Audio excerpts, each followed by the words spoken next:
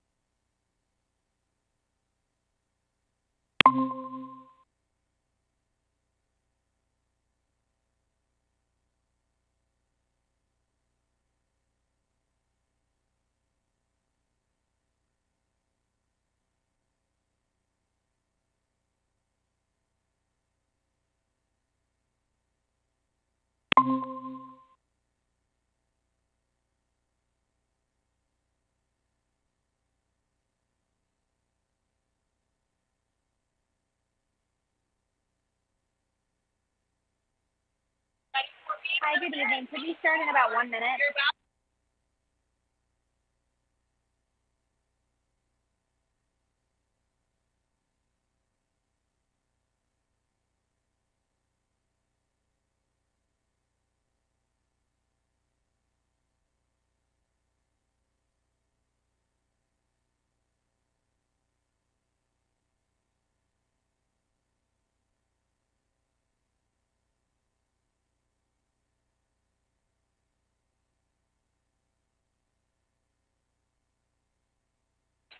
Hi, good evening, everybody. Are we ready to call the meeting to order here at 5? Yes. We are. Yes. Okay, perfect. Good evening, everybody. At this time, I'd like to call our special Human Resources meeting to order here, July 26th at 5 p.m. Ms. Shope, may we please have a roll call? Yes. Greg Schneider, Present. Amy Levy, Here. Megan Miller, Present. Brian Nichols. Here. Brian Anderson is not available this evening. Tia Johnson. And Sean Levy is not available this evening either. Thank you very much, Ms. Shope. Could we please have an approval of the agenda? Actually, I have one concern with the agenda. Employee recommendations, Exhibit B is not listed. Good catch. Could we amend the agenda? Well, actually, we can't amend the agenda, so we'll just have to postpone Exhibit B this evening.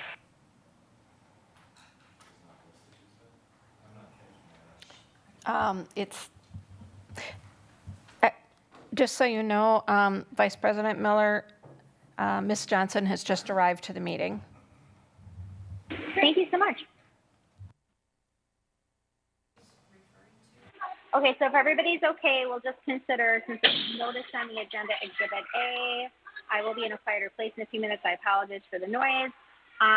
Would anybody like to make a motion to approve the agenda as, I guess we're not really amending it, but with that understanding going forward? So moved. Second. Any discussion? I just want to make, for clarity, Board Member Levy mentioned that it was not an agenda B. Addendums B. Or are you saying it wasn't? I'm sorry. Employee recommendation, Exhibit B is posted, but it's not listed on the agenda for us to consider. Does that make sense? Yes, ma'am. All right, thank you for the discussion. All in favor of approving the agenda, please say aye. Aye. Aye. Aye. Aye. Aye. Okay, thank you. Motion passes unanimously. Is there a motion to approve the minutes? So moved. Second. Before there's a second, there's one edit that needs to happen to the minutes. At the top of the second page, there's a repeat.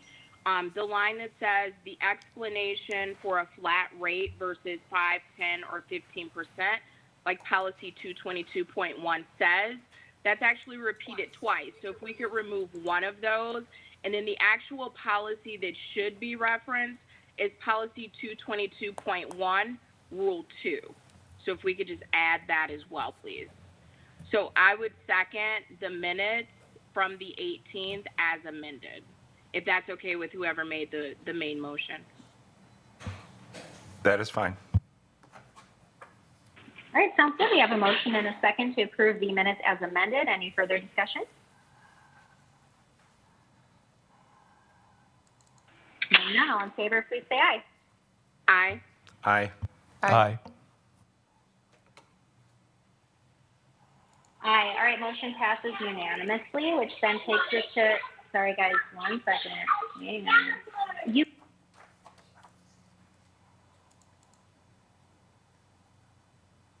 Okay, sorry about that. Okay, that takes us to section 2, employee recommendations. So a motion may be made to convene the Human Resources Committee into closed session pursuant to section 19.85, parent 1, parent C of the Wisconsin state statutes relative to considering employment, promotion, compensation, or performance evaluation data of any public employee over which the governmental body has jurisdiction or exercises responsibility. Anybody like to make that motion? So moved. Second. Ms. Shields, could we please have a roll call vote? Yes.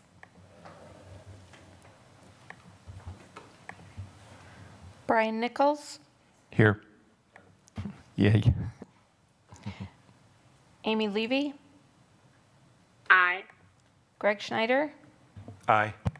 and Megan Miller. Aye. Ms. I'll say aye Motion. too. Oh, Tia Johnson, sorry.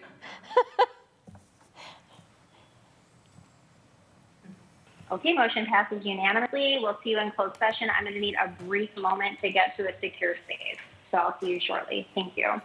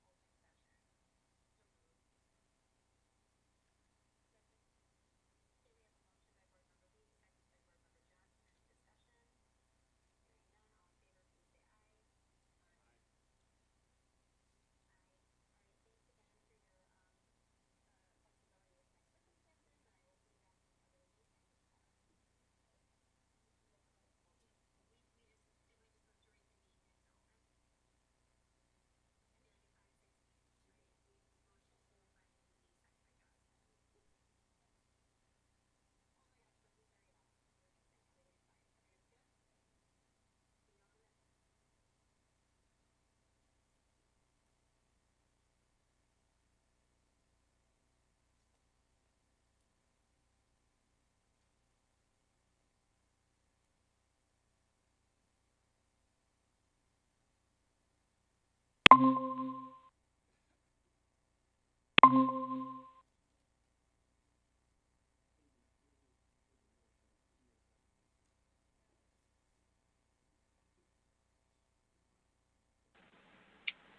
I guess just let me know when everybody's back.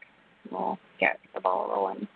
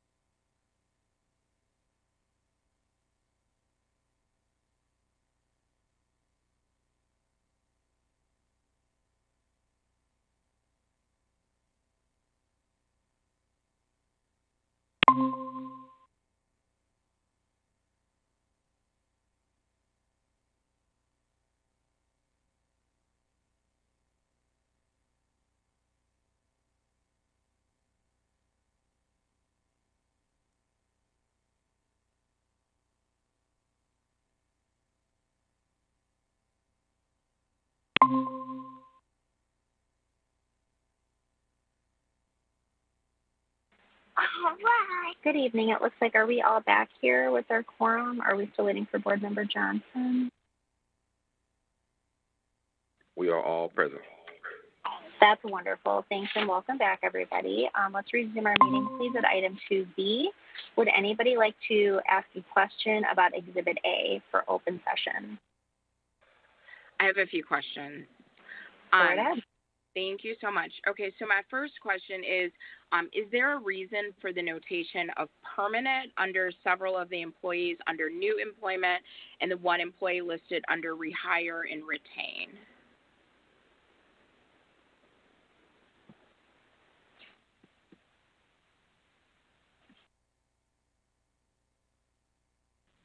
Board Member Lee, do you mind repeating your question one more time? It's No, a little no low on problem your at side. all. Yeah, I'm just wondering, is there a notation for the word permanent listed for several of the employees under the new employment category and the one employee under rehire and retain? I'm just wondering what permanent means. Sure. That refers to individuals that will have a standard contract versus a limited term contract. So the terminology is basically they're going to be on a standard contract. So this is what makes sense in my mind, and that does not mean that that's the way it needs to be done, but I'm just throwing this out here because I'd like to hear feedback from other board members. I would like to assume that everyone's licensure is as it should be unless it's noted. So, for example, there's one item under the notes that says 1 year due to license status. That makes sense to me that there's something that we need to be mindful of with the licensure. But permanent for me does not denote everyone's licenses are as they should be. Does that make sense? Absolutely. So I'm wondering if there's a different way we could convey what you just explained other than permanent. Yes, in the past we have used the terminology of standard contract or standard educator contract. That would make a lot of sense to me. No problem. And then my next question, I only have three, is the last date for two of the resignations, one was June 9th and one was June 12th. So I'm just curious, what was the reason for the delay in bringing both of those resignations before the board? That's the date, their last calendar work date. So if they resign over the summer, we use the date that they last worked for us in the previous school year. No, I'm aware of that, but we've met since then. So I'm wondering there was a delay. What is the reason for the delay in getting those resignations before the board? Because we just received the resignations. But their last day worked was in June when the school year ended. They don't work over the summer. So we get their resignation in July or August. We use their last work date, which was June. Perfect. So if I'm understanding correctly, you recently received the resignation, but their last workday was over a month ago. Is that accurate? Yes, ma'am. Oh, okay. And this is just a process question because of that response.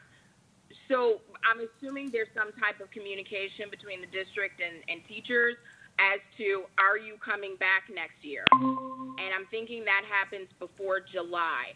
So wouldn't we have known that these people were going to resign before very recently? No, I mean, in the perfect world, yes, but even when they say that they intend to return, if something changes over the summer, they get another opportunity elsewhere, there's nothing that hinders them from leaving us over the course of the summer. Got it. Thank you for that clarification.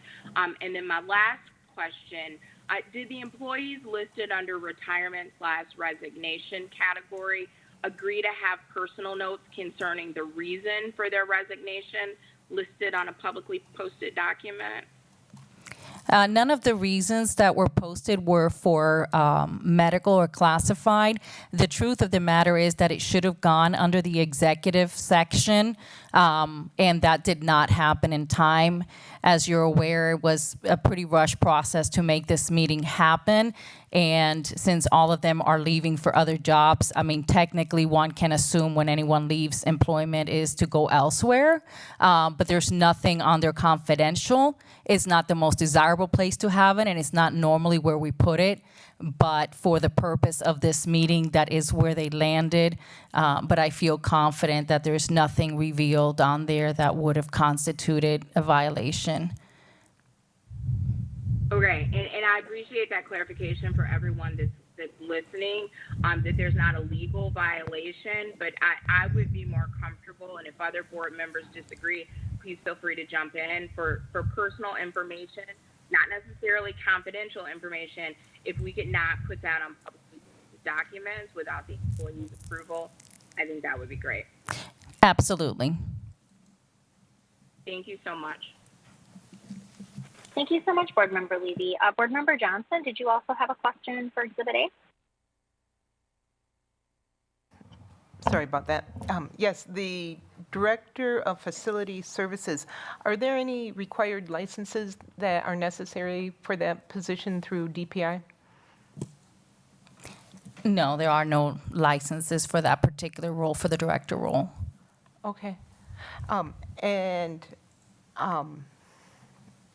Looking at the positions of paraeducator, I noticed that's listed as a per hour position, and the permanent building substitute is listed as a per day. So do we have paraeducators that are working less than a full day? We have 7-hour days. We have 8-hour days for paras. So yes, there is a little bit of a variation. Okay. And then I was curious because, okay, so paras work 7 hours, but the permanent subs work 8 hours. Yes, because the permanent sub is at a teacher capacity. So they work the same schedule, 7.5, 8-hour days. Okay, and if they're a permanent sub, then are they coming into the building every day? Yes. Okay. Do they have benefits with that position? Yes, ma'am. Okay. Thank you. You're welcome. Thank you so much for the questions. Does anybody else? Oh, sorry, Board Member Levy.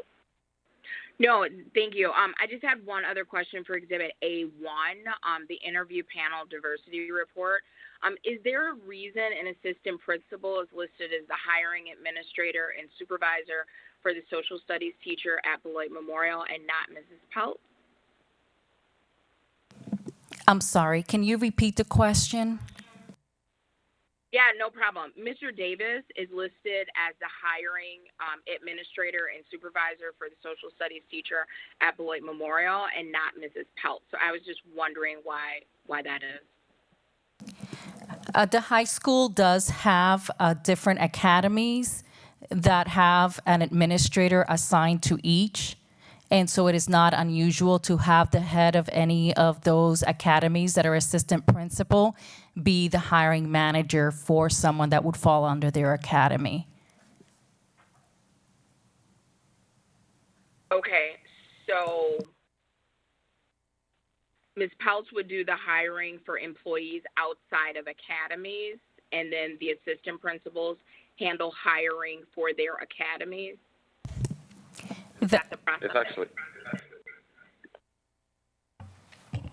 I think when it comes to hiring, I think that it's a team approach naturally. Sorry. It's a team approach naturally. Specific to your question, sometimes assistant principals do go through the entire interview process, and sometimes that does include the principal, and sometimes based off of the need, there's also an opportunity to divide and conquer. And so does that capture in your thought, or is there a different thought there? So I'm just asking about the process. So typically, I'm used to seeing the building administrator for building hires listed as the hiring administrator and supervisor. So this isn't the case, and it sounds like the response I got was that the assistant principal is the lead for the academy. So my question is, does Ms. Peltz do hires outside of the academies, and the AP in charge of that academy do the hiring within those academies? I can go back and ask that specific question, but Mrs. Pills is the principal of the building, so she can hire in the academy, out of the academy, based off of the need of the building. Also, being summertime and vacations, I am certain that the hiring manager being the AP is probably due to the absence, but not in lack of communication with, but just availability for the interview process. Okay, so it's not academy related. It's kind of a scheduling issue due to the season we're in. Well, I don't know that this particular hire being social studies would fall under Mr. Davis. So that's why, yes, I have seen the academy administrators spearhead the recruitment process. But in this case, I'm not 100% that this individual does fall under Mr. Davis's academy. So we can definitely get back to you on that. Thank you so much. Great questions. Does anybody else have anything for Exhibit A?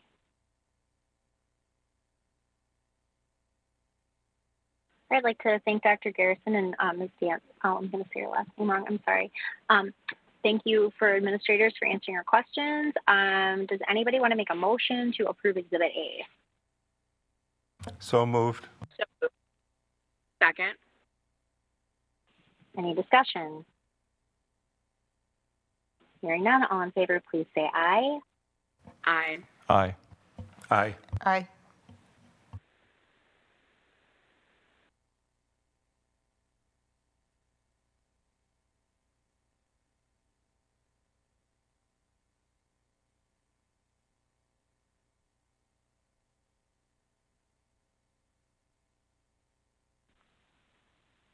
Mrs. Miller, are you still there? Oh, I was talking, but I muted. I must have double-clicked my button. I am so sorry. I was just saying that item 3A is our next meeting date.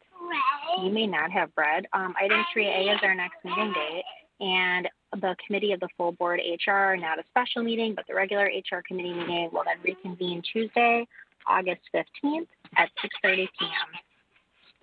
So fresh.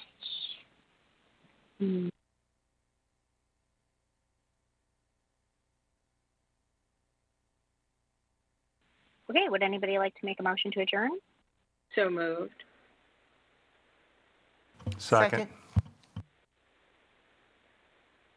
Okay, I think I got motion by Levy, second by Johnson. Any discussion? Hearing none, we are adjourned then. All in favor, please say aye. Aye. Aye. Aye at 5:31. Thanks, everybody.